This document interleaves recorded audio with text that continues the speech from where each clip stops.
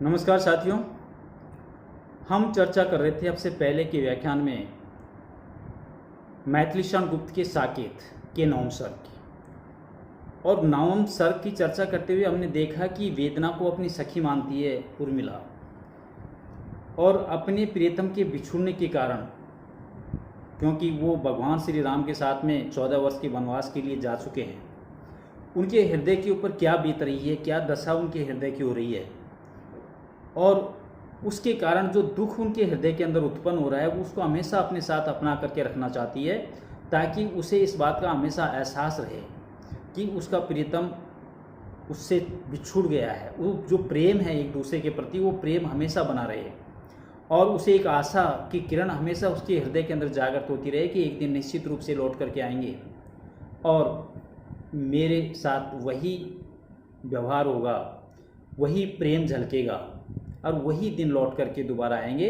इसलिए उन चीज़ों को जागृत रखने के लिए वो वेदना को अपनी सखी संबोधित करती हुई हमेशा अपने साथ रखना चाहती है। अब उसके आगे विरह संग अभिसार भी, बाहर जहाँ आभार भी, मैं पिंजरे में पड़ी हूँ किंतु खुला द्वार भी, काल कठिन क्यों न हो किंतु है मेरे लिए उधार भी, जहाँ विरह ने गार दिया है किया वहाँ उपकार भी, सुध बुध हर लो किंतु दिया है काल ज्ञान विचार भी, जना दिया है उसने मुझको जन जीवन है भार भी,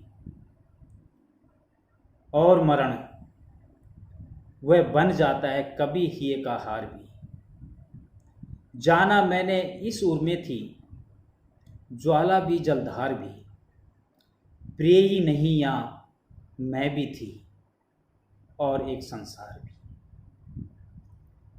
यहाँ पर उर्मिला अपने प्रियतम के विरह में विरहित है, और वो आगे क्या कहती है, क्या सोचती है, क्या उसके दिमाग में चल रहा है। वो कहती है कि विरह संग अभिसार भी, कि वियोग में केवल दुख ही नहीं होता, वरन यदि इसका उज्जवल पक्ष देखा जाए तो अभिसार भी, तो वह सुख देने वाला भी होता है।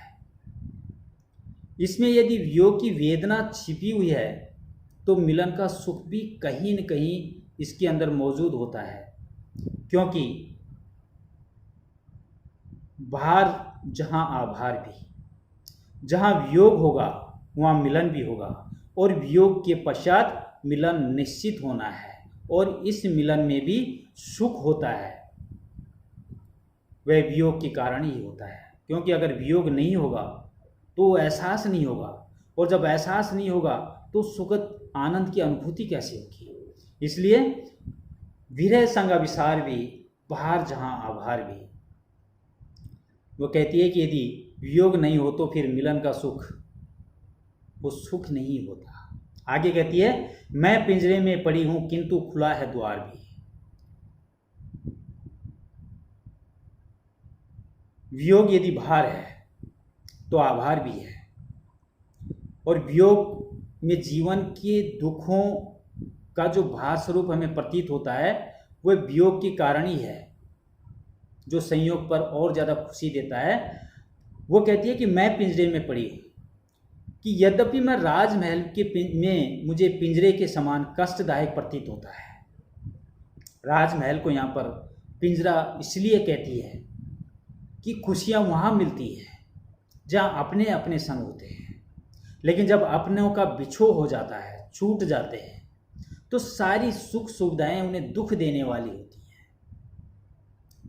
छायावाद में कहा है कि प्रकृति मन के भावों के अनुरूप सुख देने वाली भी होती है और दुख पैदा करने वाली भी होती है। अगर किसी हृदय में वियोग, अपने का बिछुड़ने का गम है, और फूल देखता है, खिले हुए फूलों को देखता है, तो वो फूल उन्हें कष्ट पैदा करते हैं, कांटे उन्हें अच्छे लगते हैं, और खुशी के क्षण में वो फूल उन्हें आनंद प्रदान करने वाले होते हैं। तो ये सब मनोभावों के कारण होते हैं। यहाँ पर उर्मिला भी यही कहती है कि यद्यपि मैं राजमहल में हूँ, लेकिन राजमहल मुझे पिंजरे की भांति प्रतीत होता है, किंतु खुला है द्वार भी, किंतु इसका द्वार भी मेरे लिए खुला हुआ है। यहाँ कोई रोकने वाला नहीं है, कोई टोकने वाला नहीं है, कहने का भाव है कि यद्यपि मेरा शरीर राजभवन की चार दीवारी में बंद है, पर वियोग ने मेरे मन को इतना व्याकुल और स्वच्छंद कर दिया है कि जिस प्रकार पिंजरे के अंदर कैद पंछी जब पिंजरे का द्वार खुलता है तो वो खुल करके आसमान में उड़ता है और उड़ करके कहीं भी वो जा सकता है। यद्यपि वियोग की अथाह वेदना के कारण वह समय उसके लिए अत्यंत दुखदायी जरूर होता है, पर यह मेरे लिए दयालु है। यहाँ पर वो इसलिए कहती है कि जिस प्रकार राजमहल में कोई कहने वाला नहीं है, ये सब कुछ सुख सुविधाएं होने के बावजूद वो उसके लिए दुखदायी होती है। एक पक्षी को जब पिंजरे में कैद किया जाता है, लेकिन जैसे उस दरवाजे का उस पिंजरे के दरवाजे को खोला जाता है, वो आसमान में खुल करके उड़ता है। उर्मिला कहती है कि मेरे इस राजमहल के दरवाजे मेरे लिए हमेशा खुले हैं। मेरा मन उस तोते के समान है जो मेरे प्रियतम की थाह लेने के लिए दूर दूर तक दौड़ करके स्मृतियों में चला जाता है और स्मृतियों में जा करके वो वापस लौट करके वापस दुख पैदा करके यहाँ पर लौट करके आ जाता है। काल कठिन क्यों न हो किंतु मेरे लिए उधार भी। उर्मिला कहती है कि वियोग की अथाह वेदना के कारण ये समय मेरे लिए चाहे कितना ही दुखदायी क्यों नहीं हो, पर मेरे लिए तो ये दयालु है, क्योंकि यह एक आशा का संचार मेरे हृदय के अंदर लेकर के आता है, और वो ये कि ये निरंतर चलकर प्रिय के आने की अवधि को समीप लाता जा रहा है। समय आगे आगे जो बढ़ता है, मेरे प्रियतम के आने की अवधि घटती जाती है। इसलिए ये दुखदायी तो है, लेकिन मेरे लिए तो अच्छा है, खुशी देने वाला है। जहाँ विरह में गार दिया है किया वहाँ उपकार भी। विरह ने जहाँ मुझे मिटाया है, गार दिया है, गारना मिटा देना। जहाँ विरह ने मुझे मिटाया है, दुख दिया है, कष्ट दिया है, वेदना मुझे दी है, वहाँ किया वहाँ उपकार भी। वहाँ मेरे साथ उपकार भी किया है, क्योंकि विरह ने यद्यपि मुझे चेतना शून्य बना दिया है,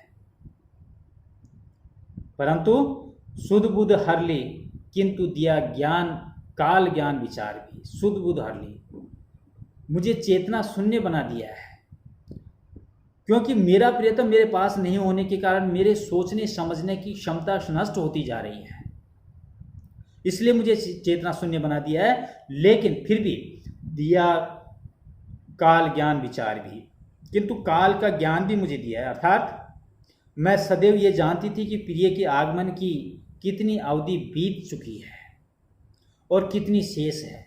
ये सांसारिक आकर्षकों में ही सब कुछ समझती थी अब तक, क्योंकि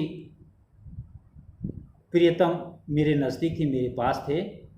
लेकिन अब जना दिया है उसने मुझको, जन जीवन है भार भी। लेकिन समय और परिस्थिति इस तरह की बनी कि मुझे इस विरह वेदना ने ये तात्विक ज्ञान दे दिया है कि ये जो आकर्षण जो कभी कभी मेरे जीवन में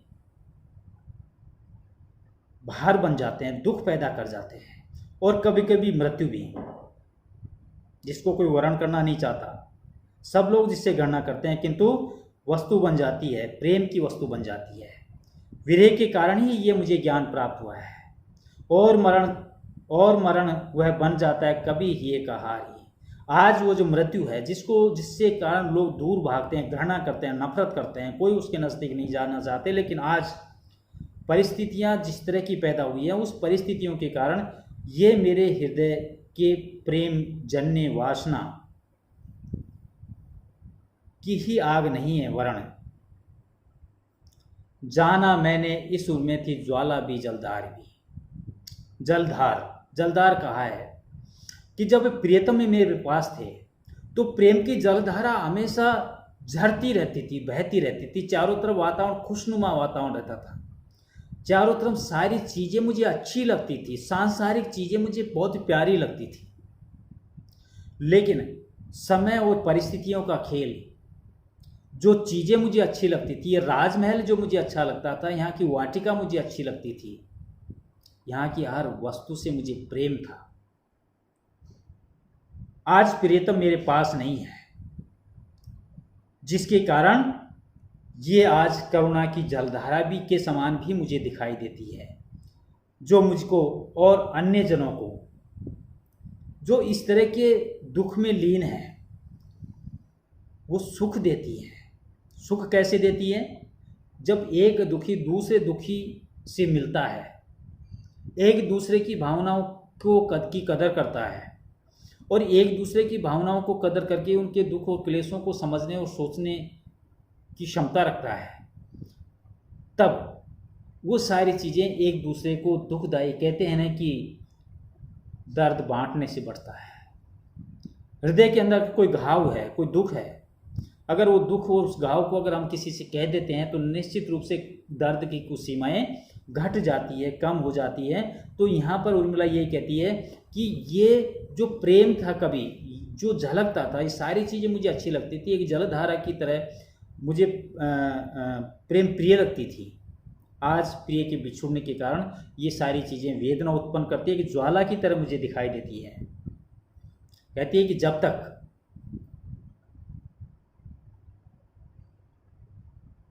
संसार सुख में मैं तल्लीन थी, क्योंकि प्रियतम मेरे पास थे, तब तक प्रियतम के अतिरिक्त और कुछ भी मुझे दिखाई नहीं देता था। प्रिय ही नहीं, यहाँ मैं भी थी और एक संसार भी। ये चीज़ों का ज्ञान यहाँ पर उर्मिला को अब होता है। उर्मिला कहती है कि मैं अब तक इस चीज़ को समझ नहीं पाई, मैं अब तक ये मान करके चलती थी कि संसार में कुछ भी नहीं है, मैं हूँ, मुझसे प्रेम करने वाली वस्तुएं हैं, मुझे खुशी देने वाली चीज़ें हैं, मुझे आनंदित करने वाली वस्तुएं हैं, और मेरा प्रियतम जिसे मैं अटूट प्रेम करती हूँ, जिसके बिना मैं एक पल रह नहीं सकती, जो मेरे बिना नहीं रह सकते। ये चीज़ें मैं समझती थी, मानती थी, क्योंकि ये संसार को भूलकर अपने अहंकार को उन्हीं के अंदर समाये रखती थी, जिनके अंदर जो चीज़ें मुझे अच्छी लगती थी, चाहे मेरा प्रियतम हो, चाहे मुझे आनंदित करने वाली वस्तुएं हों, मैंने अपने आप को उस अहंकार के अंदर दबा करके उन्हीं चीज़ों में अपना मन लगा करके रखा। मैंने कभी यह एहसास नहीं किया कि इसके अलावा और बहुत सारी चीज़ें भी इस संसार के अंदर मौजूद है, मुझे इस चीज़ का कभी एहसास नहीं हुआ। कहती है कि प्रिय ही नहीं, या मैं भी थी और एक संसार भी। इस विरह के कारण ही मुझे पता चला कि यहाँ केवल प्रियतम ही नहीं है इस संसार में, वरन मैं भी हूँ, और इस संसार और सांसारिकता की भी एक सत्ता है।